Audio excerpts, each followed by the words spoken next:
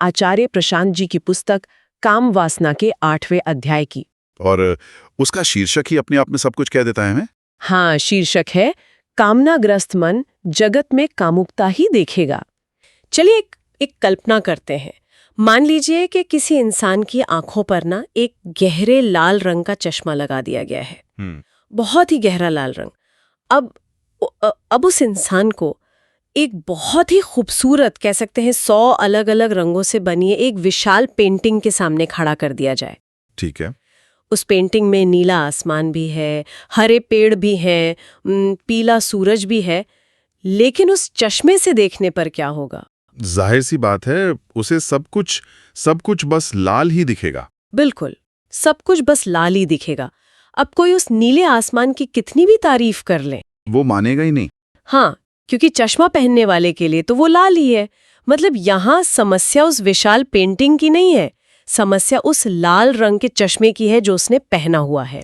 ये बहुत ही सटीक और गहरी शुरुआत है इस चर्चा के लिए, क्योंकि जब हम इंसानी मन और समाज के काम करने के तरीके का विश्लेषण करते हैं ना, तो पाते हैं कि अक्सर हमारा मन भी एक ऐसा ही चश्मा पहन लेता है। हाँ, एक लेंस की तरह। बिल्कुल, एक ऐसा लेंस जो हमारी पूरी दुनिया को देखने का नजरिया ही बदल देता है। मतलब अगर भीतर लाल रंग भरा है तो बाहर भी लाल ही दिखेगा। यानी अगर भीतर कामनाएं और वासनाएं भरी हैं तो बाहर हर साधारण चीज में भी, मतलब हर जगह सिर्फ वही दिखाई देगा। सही बात है। और यही विचार आज की हमारी इस चर्चा का केंद्र है। हम इसी लाल चश्मे की परतें खोलने वाले हैं। तो इस दर्शन की शुरुआत एक बहुत ही बुनियादी लेकिन कहूँ तो थोड़ी छुभने वाले सवाल से होती है। कौन सा सवाल? कि हमारे समाज में चरित्र यानी कैरेक्टर की परिभाषा क्या है। मतलब अगर समाज में कहा जाता है कि उस इंसान का चरित्र खराब है, तो उसका सीधा मतलब हमेशा यौन आचरण या नर मादा संबंधों से ही क्यों जोड़ दिया जाता है? बहुत ही गहरी बात है ना? इंसान के पास 100 अलग अलग गुण हो सकते हैं, लेकिन चरित्र शब्द को हमेशा एक ही पैमाने पर क्यों तौला जाता है? यही तो वो लाल चश्मा है जो पूरे समाज ने पहना हुआ है। आचार्य प्रशांत जी कहते हैं कि एक इंसान के भीतर 100 अलग अलग गुण हो सकते हैं। कोई बहुत ईमानदार हो सकता है, उसके भीतर अथाह ज्ञान हो सकता है, करुणा हो सकती है, वो परोपकारी हो सकता है। बिल्कुल, परोपकारी हो सकता है। लेकिन ये समाज ना उन 99 गुणों को पूरी तरह दरकिनार कर देगा। समाज की नजर सिर्फ और सिर्फ उस इंसान के उन 1 या 2 गुणों पर जाकर टिक जाएगी जो काम संबंधित हैं। मतलब जो उसके यौन आचरण से जुड़े हैं। हाँ, समाज के लिए वही उसका अंतिम चरित्र है, बाकी सब शून्य है। ये एक बहुत ही अजीब विरोधाभास है। मतलब 100 अच्छाइयां एक तरफ और समाज का पूरा फोकस सिर्फ एक चीज पर। लेकिन यहाँ मेरे मन में एक स्वाभाविक सवाल उठता है। जी बताइए। क्या ये कहना थोड़ा अतिशयोक्ति या बढ़ा चढ़ाकर बोलना नहीं है कि समाज में स्त्री और पुरुष सिर्फ यौन क्रिया के लिए ही मिलते हैं? मतलब क्या हम समाज के इस नजरिए को कुछ ज्यादा ही नकारात्मक रूप में नहीं देख रहे हैं? आखिरकार लोग साथ में काम करते हैं, दफ्तर में दोस्त होते हैं, बौद्धिक चर्चाएं करते हैं। ये सवाल उठना लाजमी है और पहली नजर में ना ये सच में अतिशयोक्ति लग सकता है।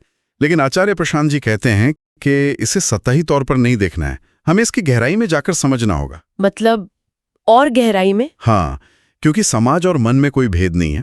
समाज कोई आसमान से टपकी हुई व्यवस्था नहीं है ना, वो हमारे ही मन का सामूहिक रूप है। सही बात है, हम सबसे ही तो समाज बनता है। बिल्कुल। तो जब कोई समाज वैचारिक रूप से इतना नीचे गिर जाता है, जहां स्त्री और पुरुष के मिलने की अंतिम और सबसे गहरी वजह सिर्फ यौन आकर्षण ही मानी जाने लगे, तो निश्चित रूप से उस समाज में चरित्र की परिभाषा भी उसी तक सिमटकर रह जाएगी। मेरा मतलब है, ये केवल भौतिक रूप से मिलने की बात नहीं है। ये मन के उस क्लाउड या बादल की बात है जो हमारी हर सोच पर हावी है। अच्छा, यानी काम वासना जीवन का एक स्वाभाविक हिस्सा होने के बजाय एक ऐसा घना बादल बन गई है जिसने जीवन के बाकी सभी पहलुओं को पूरी तरह ढाक लिया है। एकदम सही पकड़ा आपने। आचार्य प्रशांत जी स्पष्ट करते हैं कि काम या यौन इच्छा जीवन की एक छोटी सी अभिव्यक्ति हो सकती है, लेकिन जब इंसान के भीतर गहरी बेहोशी होती है ना, तो ये मन पर पूरी तरह से कब्जा कर लेती है। इंसान का उठना, बैठना, हंसना, छूना, सोचना, सब कुछ उसी रंग में रंग जाता है। यहाँ तक कि हमारे मनोरंजन, हमारे चुटकुले, हमारी फिल्में। हाँ, सब कुछ सिर्फ उसी एक विषय के इर्द गिर्द घूमने लगता है। ये एक सामूहिक मानसिक अवस्था बन चुकी है। अगर ये मन के भीतर का बादल इतना ही घना है, तो जाहिर है ये कहीं ना कहीं बाहर भी छलक कर आता होगा। बिल्कुल आता है। और मुझे लगता है इसका सबसे बड़ा सबूत हमारी आम बोलचाल की भाषा है। भाषा बहुत सही पॉइंट है। क्योंकि हमारी भाषा हमारे सामूहिक अचेतन मन का आईना होती है ना। हाँ। अगर हम ध्यान दें तो दुनिया की लगभग हर भाषा कामुकता से या कहें तो लिंग भेद से ग्रस्त है। ये भाषा वाला जो तर्क है ना, ये इस दर्शन का सबसे मजबूत हिस्सा है। मतलब जब कोई इंसान रास्ते से जा रहा होता है तो भाषा उसकी कोई और विशेषता नहीं बताती। हम ये नहीं कहते कि एक दयालु व्यक्ति जा रहा है, हाँ, या एक समझदार इंसान जा रहा है। हाँ, भाषा तुरंत उसका लिंग निर्धारित करती है। वह जा रहा है या वह जा रही है। बिल्कुल। ये सच में एक ऐसा बिंदु है जिस पर हम कभी ध्यान ही नहीं देते। मतलब अगर एक परम ज्ञानी बुद्ध जा रहे हों या कोई घोर अज्ञानी इंसान जा रहा हो, तो हमारी भाषा उनके लिए अलग अलग व्याकरण का इस्तेमाल नहीं करती। बिल्कुल नहीं। बुद्धिमत्ता या मूर्खता के आधार पर क्रिया नहीं बदलती।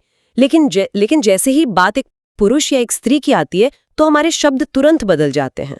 हाँ, और ये दिखाता है कि हमारे लिए इंसान होना बाद की बात है, उसका जेंडर पहली पहचान है। सही बात है। और ये उत्सुकता ना इतनी गहरी है कि ये इंसान के जन्म के साथ ही शुरू हो जाती है। मान लीजिए अस्पताल में एक बच्चा पैदा हुआ है। ठीक है। उसकी जान खतरे में है, शरीर नीला पड़ रहा है, डॉक्टर संघर्ष कर रहे हैं उसे बचाने के लिए। अरे बाप रे, मतलब बहुत ही क्रिटिकल हालत है। हाँ, अब ऐसी गंभीर स्थिति में भी बाहर जो रिश्तेदार खड़े हैं, उनकी सबसे पहली उत्सुकता क्या होती है? वो पूछेंगे बच्चा कैसा है। नहीं, वे ये नहीं पूछते कि बच्चा सुरक्षित है या नहीं। उनका पहला सवाल होता है, लड़का है या लड़की। ओह, ये उदाहरण सच में एक बहुत ही असहज करने वाली सच्चाई सामने रखता है। मतलब एक नवजात शिशु जो मौत के मुहाने पर खड़ा है, उसे भी ये कामनाग्रस्त मन एक इंसान के रूप में नहीं देख रहा है। नहीं देख रहा, बल्कि केवल एक लिंग के रूप में देख रहा है। बच्चे की जान बाद में बचाई जाएगी, पहले ये जानना जरूरी है कि उसका लिंग क्या है। ये साबित करता है कि हमारा मन किस हद तक इस एक विचार से बंधा हुआ है। और यही मानसिकता ना इंसान के जन्म से लेकर उसकी हवाई यात्राओं तक उसका पीछा करती है। हवाई यात्राओं तक मतलब? हाँ, आचार्य प्रशांत जी एक बहुत ही तार्किक सवाल उठाते हैं यहाँ पर। जब कोई एयरलाइन का टिकट बुक करता है तो लिंग बताना अनिवार्य क्यों होता है? सोचिए ना, विमान के भीतर एक पुरुष हो या स्त्री, वो एक ही सीट घेरेगा, उसे वही पानी की बोतल मिलेगी, वही खाना मिलेगा, और वे एक ही शौचालय का इस्तेमाल करेंगे। हाँ, बात तो सही है। एक एयरलाइन कंपनी को क्या फर्क पड़ जाएगा अगर किसी दिन विमान में सारे पुरुष हों या सारी स्त्रियां हों? तकनीकी तौर पर तो कोई फर्क नहीं पड़ना चाहिए। यात्रा का लिंग से कोई लेना देना नहीं है, लेकिन फिर भी फॉर्म में जेंडर का कॉलम सबसे ऊपर होता है, हमेशा सबसे ऊपर। इसी तरह का एक और दिलचस्प उदाहरण है जो हमने अक्सर फास्ट फूड चेन जैसे डोमिनोज वगैरह में देखा है। हाँ, डोमिनोज वाला उदाहरण। कोई ग्राहक काउंटर के बिल्कुल सामने खड़ा है, अपना ऑर्डर दे रहा है, लेकिन फिर भी कैशियर उसका नाम और जेंडर पूछता है फॉर्म भरने के लिए। बिल्कुल। खाना तो उसी को देना है ना जो सामने खड़ा है, फिर इस जानकारी की क्या जरूरत? लेकिन यहाँ कोई कह सकता है कि ये महज एक प्रशासनिक जरूरत है, मतलब एक एडमिनिस्ट्रेटिव स्टैंडर्ड है डेटा के लिए। क्या हम हर चीज को वासना या जेंडर से जोड़कर कुछ ज्यादा ही विश्लेषण नहीं कर रहे हैं? देखिए, हमें ये सिर्फ एक एडमिनिस्ट्रेटिव स्टैंडर्ड लगता है क्योंकि हम इसके पूरी तरह आदी हो चुके हैं।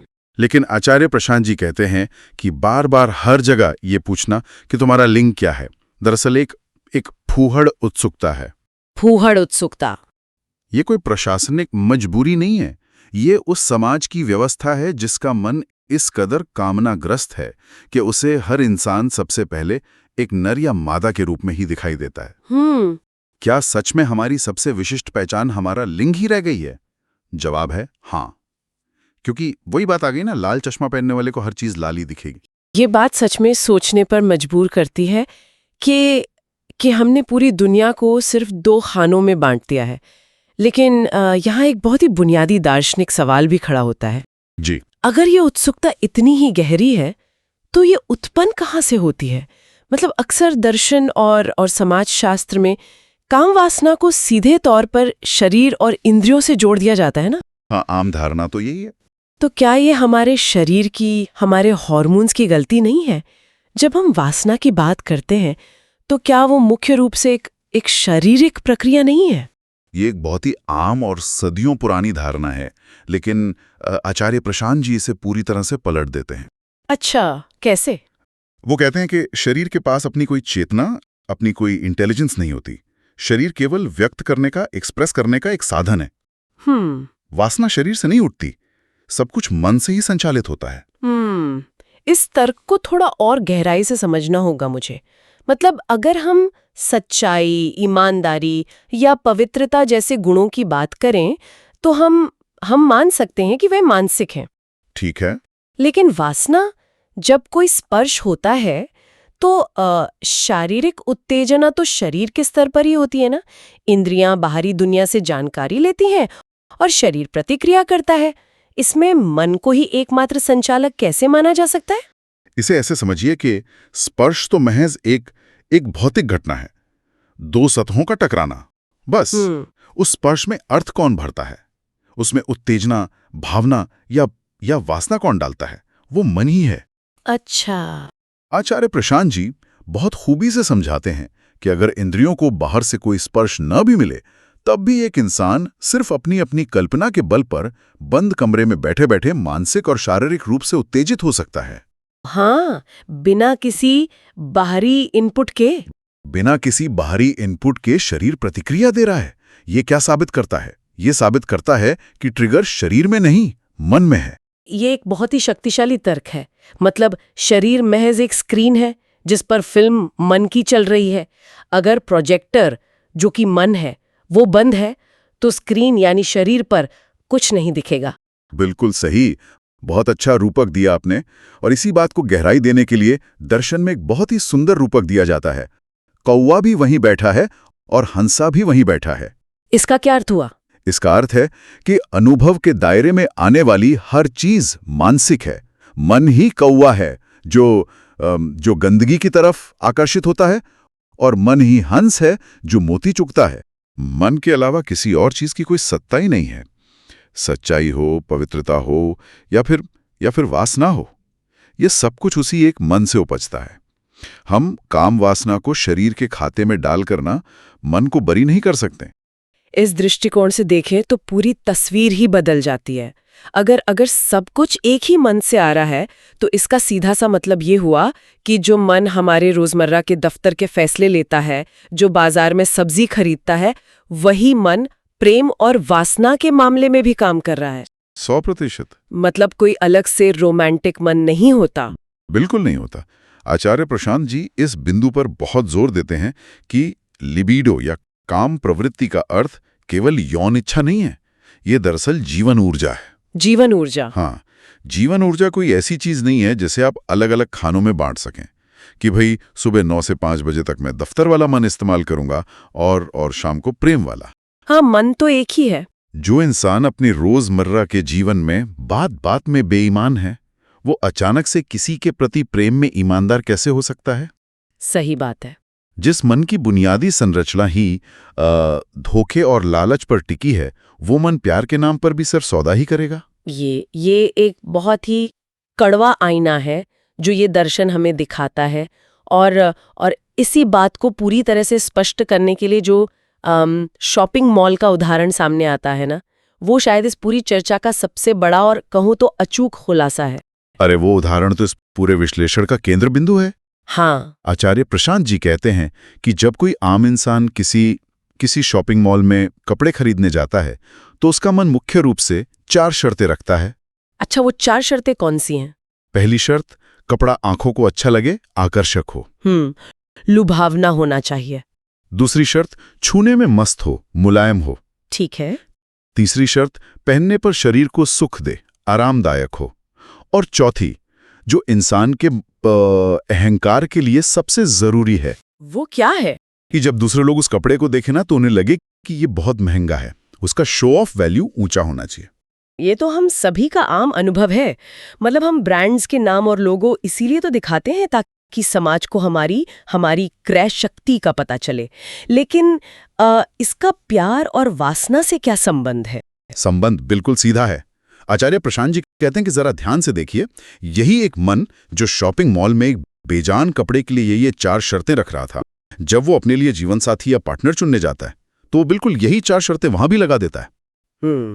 ये तुलना सच में थोड़ी चुभने वाली है, क्योंकि हम अपने रिश्तों को बहुत पवित्र मानते हैं ना। बिल्कुल मानते हैं। लेकिन अगर हम सच में अपनी चेकलिस्ट देखें तो वो बिल्कुल उसी कंज्यूमर माइंडसेट से आ रही है। पार्टनर आंखों को अच्छा लगे, मतलब सुंदर हो, शारीरिक सुख दे, उसके साथ रहने में सुविधा हो, और सबसे बड़ी बात कि शो ऑफ हो सके। हाँ, जब उसे समाज में या पार्टियों में साथ लेकर जाएं तो दूसरे लोग देखकर कहें कि वाह, क्या शानदार और स्टेटस बढ़ाने वाला पार्टनर मिला है। बिल्कुल। अब बताइए अंतर कहाँ रहा? जो मन कपड़ा खरीद रहा था, वही मन काम वासना में या पार्टनर चुनने में उतरा है। पूरा का पूरा वैल्यू सिस्टम, जीवन के मूल्य उस कपड़े की दुकान वाले ही हैं। इंसान किसी दूसरे इंसान की गहराई, उसकी चेतना या उसके सत्य से नहीं जोड़ रहा है। वो महज एक महंगा प्रोडक्ट खरीद रहा है जो उसकी सामाजिक हैसियत को बढ़ा सके।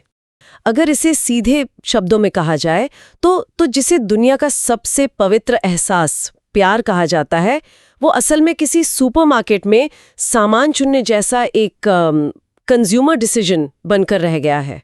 बिल्कुल सही कहा। और यही वो कारण है जिसकी वजह से हम देखते हैं कि इतिहास में ज्यादातर संत, फकीर और बुद्ध पुरुष अकेले रह गए। हाँ, अक्सर लोग सोचते हैं कि संतों को जीवन से कोई विरोध होता है या वे समाज से भागना चाहते हैं। ऐसा बिल्कुल नहीं है।